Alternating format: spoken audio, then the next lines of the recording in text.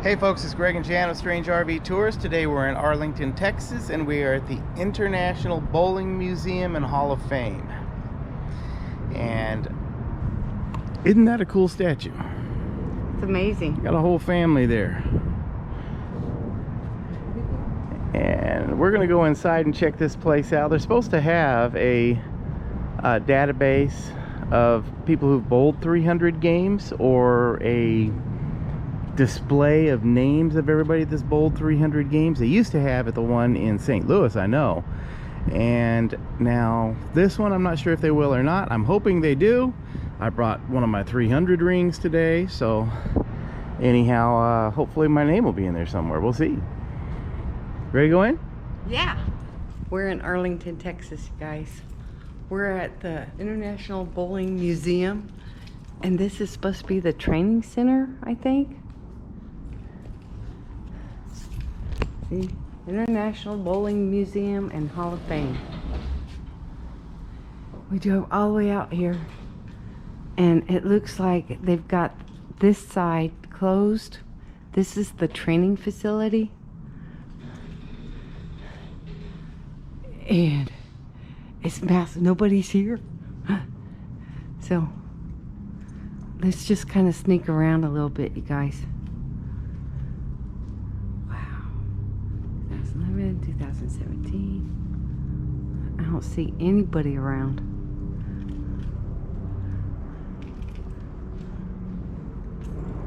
See?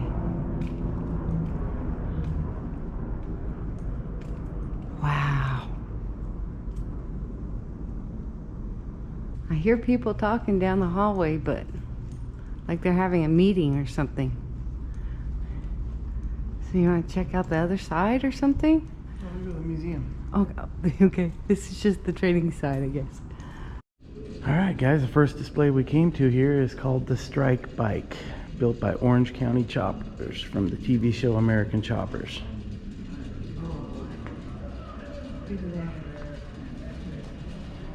Yeah. It's got the wheels have pins in them. It kind of looks like a bowling ball. Yeah, it does. Like throwing flames behind it or something. That's neat. It's neat. How cool. Alright. Alright, we've got the 1990s pin cart here. Made in the 1990s by auto racing champion Kevin Olson. Great Britain, they have That's pretty cool. King and Queen, which is considered the royal family, and I personally feel that the bowling industry The Guppy Troop family legacy. has a royal family. Yeah, now Guppy, this is Guppy here. That's his son. I believe his name's Jacob. Anyways, Guppy was known for wearing outlandish clothing while he was bowling on the tour. And as you can see, his son has taken up the tradition. His son's a two-handed bowler. Kyle is his name. There's some of Guppy Troop's clothing and Kyle's clothing.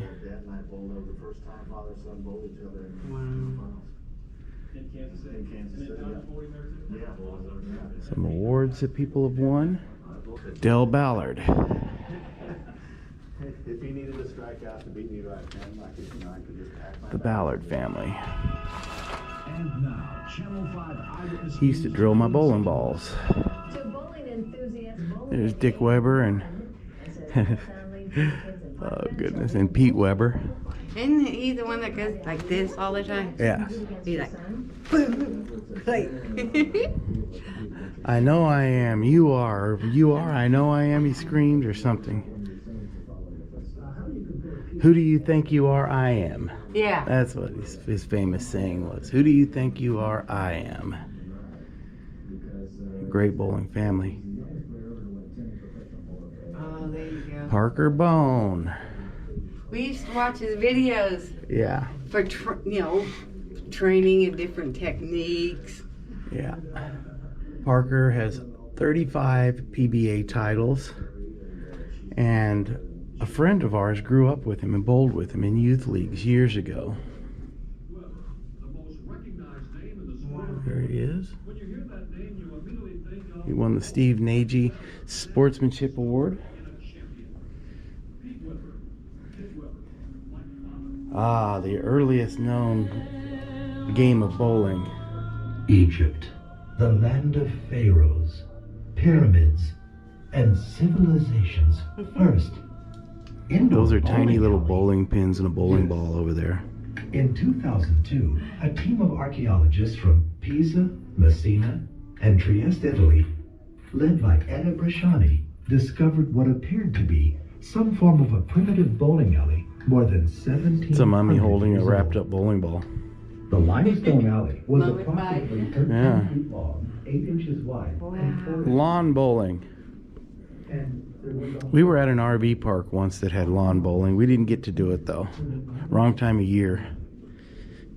So they would set them up in a square. Wow. See if they're glued down. They are not. Are they heavy? I don't know. I didn't try to pick one up. No, they're real light. They're real light. Here's some other types of old bowling equipment. Various pins, balls, discs, late 19th and early 20th century. More than 100 different types of bowling games are played in France.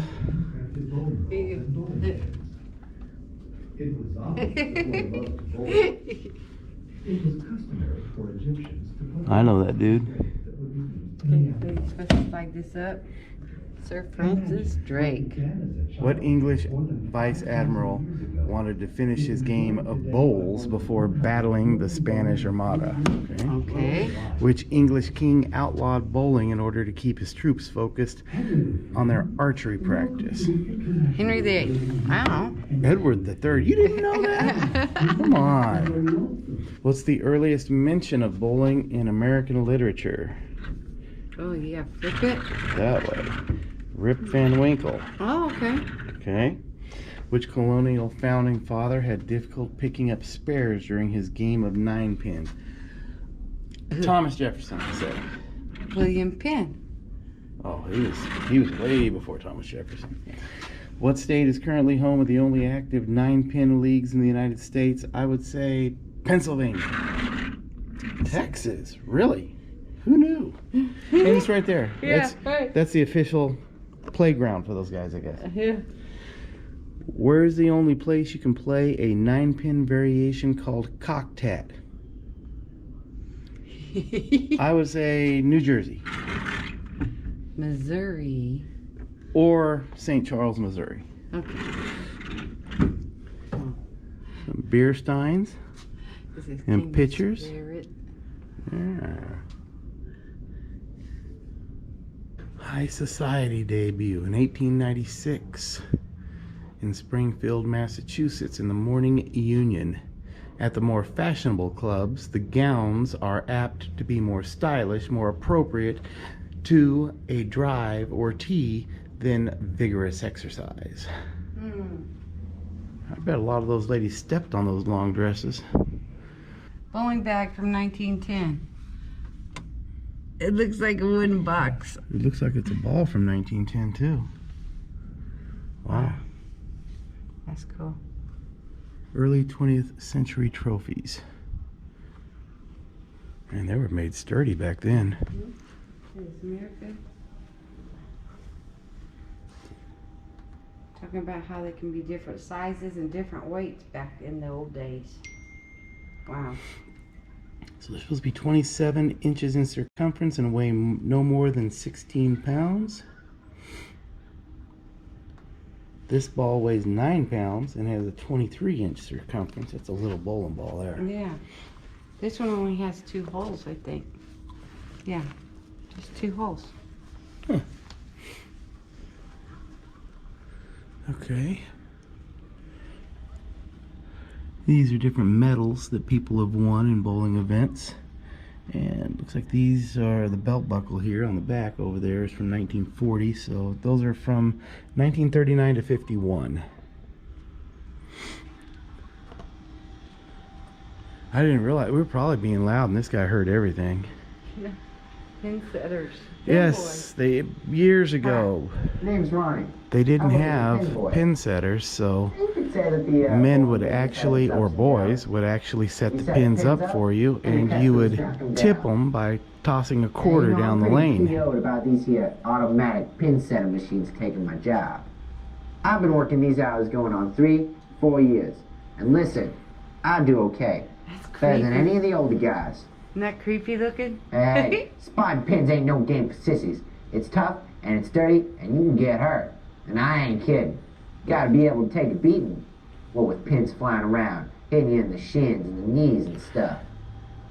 You Instead get of having real hurt electronic if you're ball not paying returns, they would attention. have devices Besides like this that, set up, and the pin boy would take it's your hard ball to and hack set it up pins. here, and it would Hope roll no back fans to where or you were. Fancy air conditioning or nothing.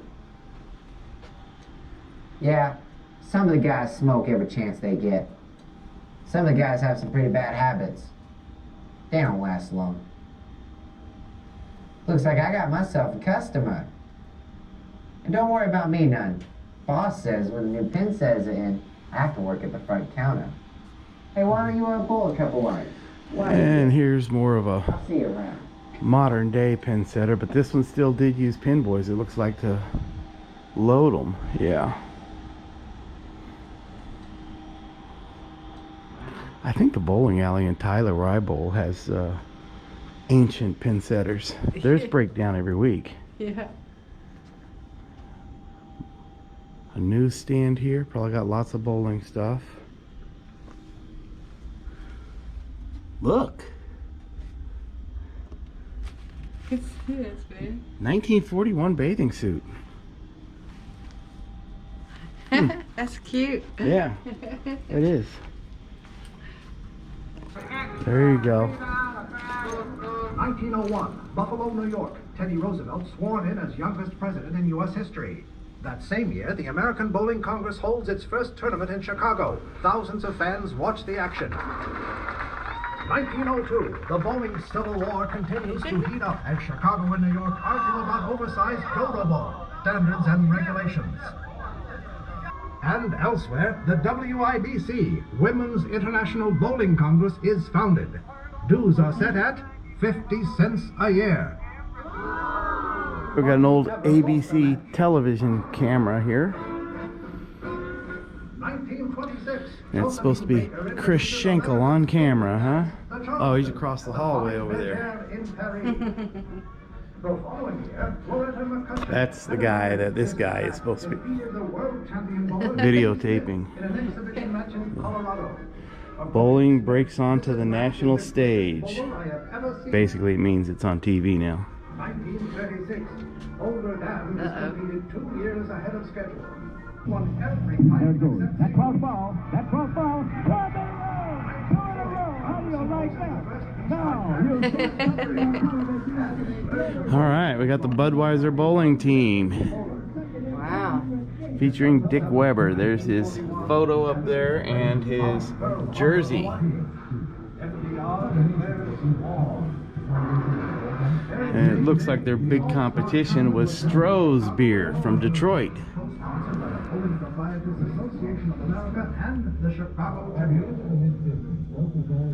How cool. All right, we got the beer teams, yeah. We got that's the Budweiser guys, right? Yep. That would be them. All prim and proper. Ooh. We have a diner here with Dick Clark on the back wall showing somebody a bowling ball. These are different architectural designs of bowling alleys on their neon signs back in the day. Hawk Bowl from Whitewater, Wisconsin. River's Edge Bowl in Wisconsin. Mel's Bowl in Redwood City, California, 1950. Michelle Feldman used this ball when she bowled the first televised 300 game by a woman in 1997. Wow. She's kind of dressed up for bowling, huh?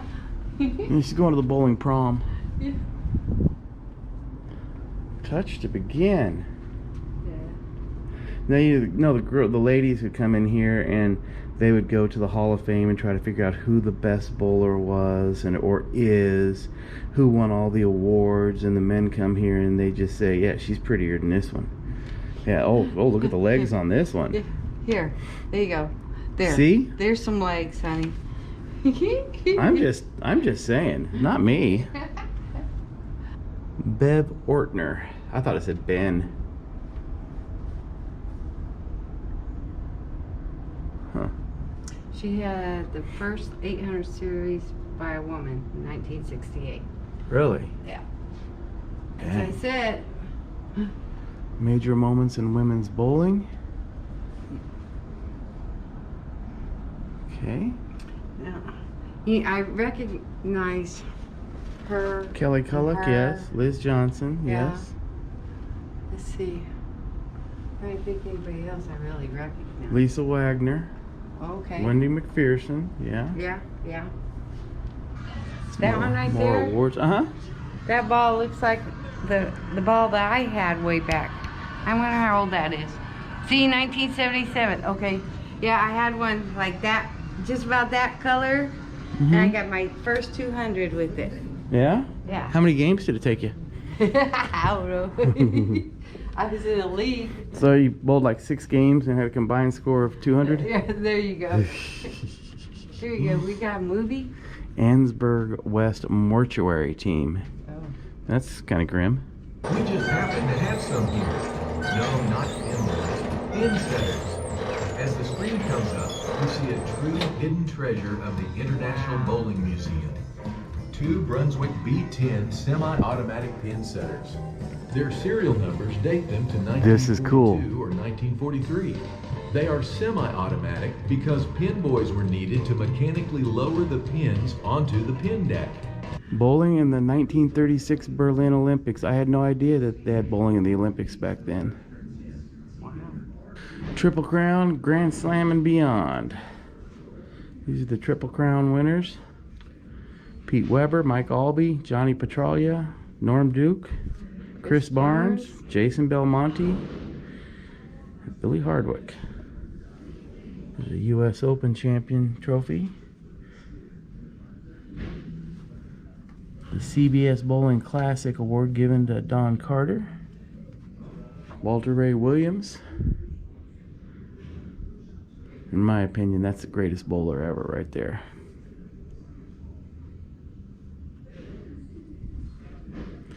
Jason Belmonte, a close second. All these displays have buttons to push. You ever gone to a museum and there's buttons everywhere? You can't help but push all of them. Yeah. You push one and a display doesn't come on, so you keep looking around the room thinking where it's going to come on at what corner. All right, this is how bowling pins are made, I guess, and duck pins. By the way, that's a duck pin, another form of bowling. And this is for the, what do they call it? Candle pin or duck pin? Yeah, these are the bowling balls that you use for these things, except they don't have bolts attached to the bottom of them. All right, so this is the start of a bowling pin.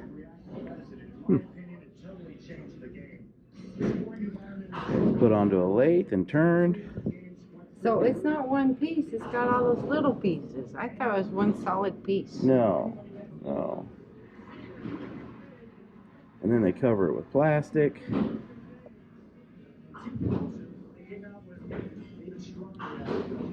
then that's how they finish up at the end. And here's how bowling balls are constructed and the cores of bowling ball. This would be a mold for a core. This is what's actually inside the middle of a bowling ball. There can be different shapes and the weights will be offset to cause the ball to react harder to different lane conditions.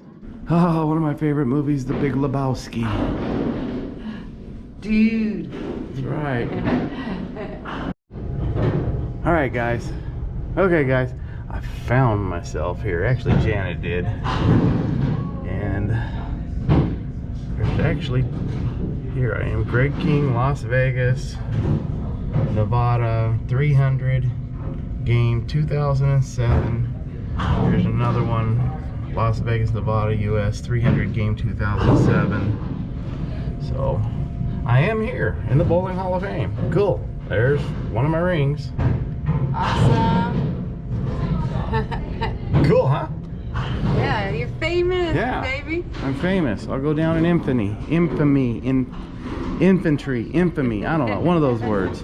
But now, there's so many, to be a PBA member, and there's like a lot of regulations and stuff. You had to go through so much to get in. You have to maintain a 190 or higher average for 2 consecutive seasons of at least 66 games, I believe. And then you have to go through the process of filling out the forms and hoping you get accepted. And then once you become a professional bowler, you start at the very bottom and you bowl in regional tournaments, and you hope you win a regional tournament so that you can get invited to a tour tournament. But the regionals, you may have 300-400 bowlers show up, and you've got to be that one person to win. Here's the Bowling Hall of Fame area.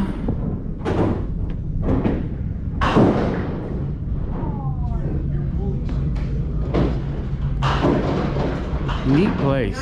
Neat place. All right, let's go check out the bowling lanes and what else is over here. Making all kinds of racket. Check out the learning center first. Expert opinions. Sidelines as we go over here. She threw right at the head pin, and that's where it ended up. That's not good. There's the Hall of Fame jacket you get if you become a member. Right up there. I think she knew it too, but she was leading.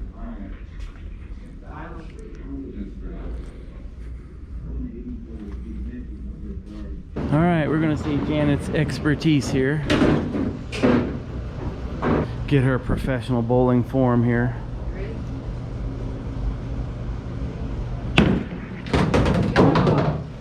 She did excellent. She managed to go all the way down that lane without hitting a single pin. That's tough to do.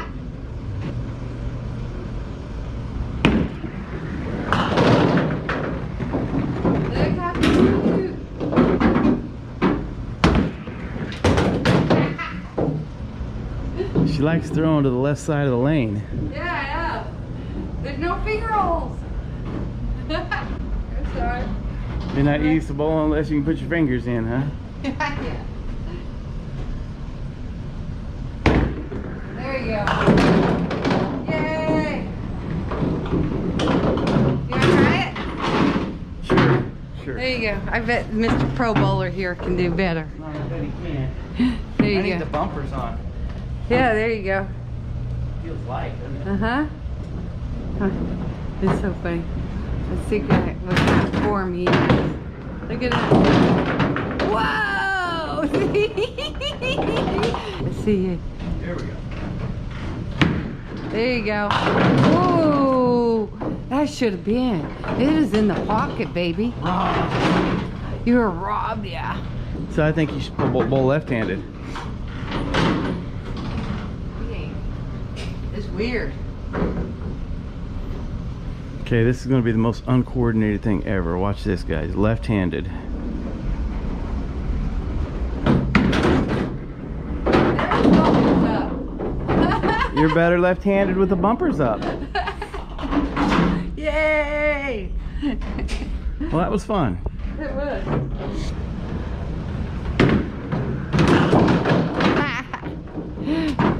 You guys, this is fun. This place is awesome. Yeah, I'm just going to go straight at it now. Okay, go straight at it. Let's see. Whoa. And if you bowl in a league, the USBC offices are right up here. So, we got all kinds of stuff here. Cool stuff. Cool place. And then your Texas Ranger ball's right there, huh? Yeah. In the gift shop. Yeah, that's true. Yeah, this ball that Janet was talking about right here, Texas Ranger plastic ball, that's what I used to pick up 10 pins. It's pretty cool. They don't make them anymore. Can't find them anymore except here. Yeah. All right, let's get on our bike and go home. Ooh, dream on, Dave.